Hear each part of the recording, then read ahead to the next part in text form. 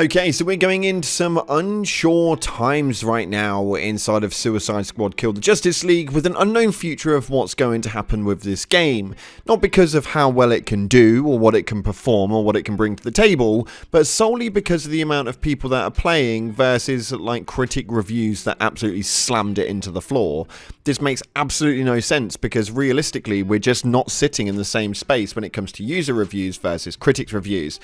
Well, today we're going to take a look at what it is that is going on and the numbers behind it. On top of that, we're going to talk about whether they're burning the candle at both ends, and we're also going to help you guys at the end of the video get a set of uniform, aka a skin for your Suicide Squad that everybody seems to be popping into the comment section just recently. It's a really simple one, so make sure you stay tuned. If you haven't already, smash that beautiful blue thumbs up and subscribe with post notifications turned on. It'd be greatly appreciated. On top of that, check out our sponsor, Control Freak, the #1 in gaming aiming technology that helps you guys get your aim professionally via controller. Those of you guys on PC, unfortunately, there's not a Control Freak for a keyboard, but if you guys are hitting a controller basis, you can now use code CloudPlays in the link in the description to get you a cheeky 12% discount. I know, random number, but it's better than 10. Thanks again for watching. Let's dive on into the actual video right now. We've got some stuff to dive on into. So right now we have got some issues with Suicide Squad where it has fewer active Steam players than Batman Arkham Knight. Now, Suicide Squad Kill the Justice League has just had a less count than Batman Arkham Knight, which is about 9 years old now, and even its own Steam reviews. This is absolutely baffling. I don't really know what's going on with this, but the numbers will slowly corroborate and make a bit more sense. So when we start and look at what it is that's working, 2015's Batman Arkham Knight has briefly taken over Suicide Squad Kill the Justice League in concurrent player numbers as Rocksteady and Warner Bros. Live service game settles into endgame grind ahead of Season 1 that's due to come next month. Now, Arkham Knight did see a spike in players around Suicide Squad's release, but now it looks like it's managing to overtake the always online game. I really don't understand what's happening here, but the Suicide Squad is finally out in the wild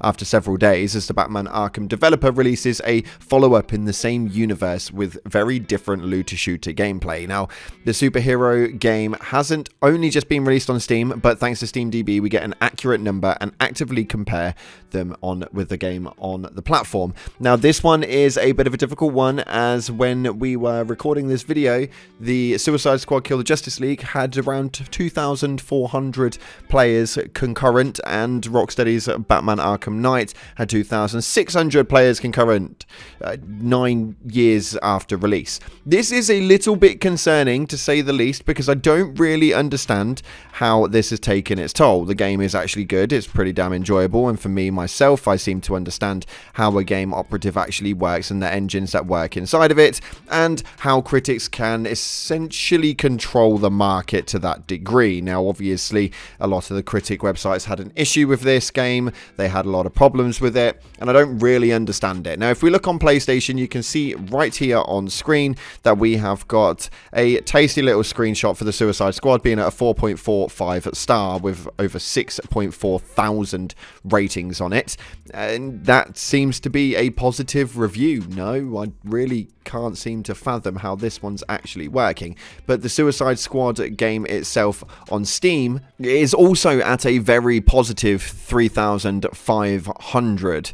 This is, again, extremely confusing. We've had so many negative reviews, with, I believe, the Metacritic for Suicide Squad actually being at a 59 originally, although at the time of recording it's just gone up to a 60 overall, which is a mixed or average on the rating, and a user score of 3.7, which is unbelievably low considering some games that have actually been on a higher rating of that based on 1,308 users. But even then, you can make a review as a user on this website without having to purchase the game itself. So where does that lead to? Yada yada yada, I'm not really too sure. Right now, Batman Arkham Knight seems to be taking over, and I don't really understand the process for it, but it's neither here nor there. But because of the bad reviews, is everything going a little bit pear-shaped right now, which is why all of these leaks are surfacing? Is it being surfaced by Rocksteady themselves? And are we seeing like a lot of the process with the Green Lantern and the Flash actually now coming out as audio lines not actually dead. Is that happening from Rocksteady because of the bad press that it's received and trying to hopefully get a turnaround and promote the game in a positive light? We don't know. I haven't got a clue, but right now I'm just trying to dig into the ground to see exactly what it is that's going on right now. It just doesn't seem to make much sense at all. Now, for some reason though, the last year or so, many Rocksteady fans have held a strong belief that Suicide Squad Kill the Justice League is a waste of the studio's talent, trading in a concise, compelling 20-hour DC story for a live service looter shooter that plans to live forever, essentially, although, again, yet to be seen, which is really, really disappointing. And while many fans still hold this belief, some have changed their tune after finally getting their hands on the Suicide Squad, being able to see its merits, even despite the game's flaws. But as is the case with every live service game, the real test for Suicide Squad in a few weeks will be the release of its game's first season of free content, and Rocksteady might already be burning the candle at both ends in regard to that. That is something that's going to be really difficult with only a few players actually being on the servers on Steam. We've seen this 1,000 times over with these live service models. It does concern me greatly for the future of Suicide Squad Kill the Justice League, mainly because the numbers are so low and the seasons are completely free. Is this going to be something that they end up having a meeting about and just turn around and say, look, this is not worth our time, we need to turn off the servers, we need to stop development, we need to halt everything? And this is where everything went wrong for like the Avengers and Anthem and so many other looter shooters of its genre beforehand. This concerns me a lot. This is a game that's really close to my heart and I've had a lot of fun with it, and I know that we can sort of resonate really greatly with you guys in the comment section who also feel the same way. What I can't seem to understand is how it's panned out this way, because realistically what it looks like is it's had a load of bad press, it's had a load of bad knowledge via IGN and or Forbes and so many other articles and video sources that people just didn't pick it up. But those people who did pick it up all enjoyed it greatly, which is why we've got such high user scores on all platforms. It's very, very rare that we can have Metacritics